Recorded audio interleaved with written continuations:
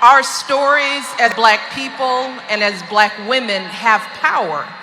You know, the only thing is we don't often get to see ourselves, we don't hear ourselves because we don't get to control the narrative. So now I'm Michelle Obama and beloved, but for a minute there, I was an angry Black woman who was emasculating her husband. As I got more popular and started being more of an asset to my husband, it was interesting that that's when people of all sides, and I stopped to say people from all sides, Democrats and Republicans, tried to take me out by the knees.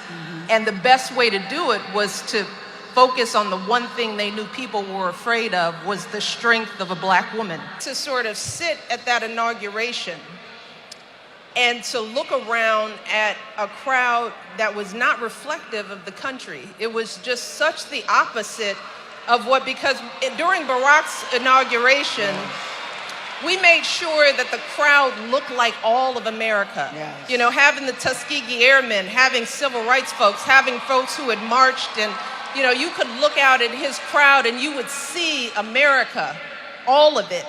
And I had to sit in that audience, one of a handful of people of color, and then listen to that speech. The leader of the free world with a tweet can start a war, can crush an economy, can change the future of our children. And as somebody who has watched, I think, one of the most productive and profound presidents of our lifetime, I've seen my husband operate up close. Yes.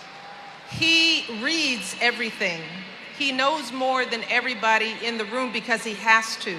But I fear that sometimes people might have thought that Barack made it look easy, so it must be easy. It's kind of like, I guess if the Black guy could do it, anybody can do it.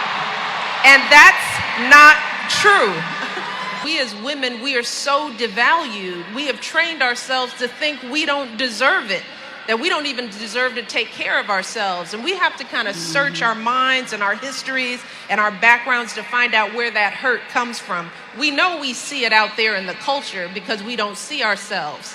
You know, we see people imitating us, but not giving us credit for the beauty that we hold. Yes. You know, my father and my brother had the greatest impact on my self-esteem, because I grew up in a household with men who loved me and respected me very early on, who told me how beautiful I was, who treated me as an equal. Yes. So even at an early age, because I had a father and a brother and the men in my life who didn't hurt me, who took care of me, the bar for what I expected for myself was set by the men in my life. The power we have as Black folks, particularly as Black women, the power of our voice and our story and our narrative, you know, we underestimate it because they want us to underestimate it, you know. But I'm here to tell you, there is nothing we can't do or change when we as a collective put our minds to it, you know. And I feel that when I'm out there,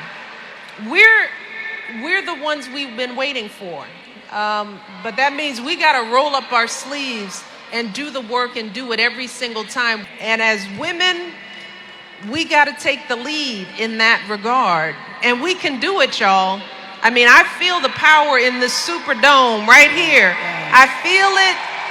I feel it right now. If each of us does our part and we go out there and we get educated and we register and we get people registered to vote, we can change things. So I know I'm gonna be out there working. I just hope that all of you all will join me, join us, to make sure that in the future we're going where we need to go.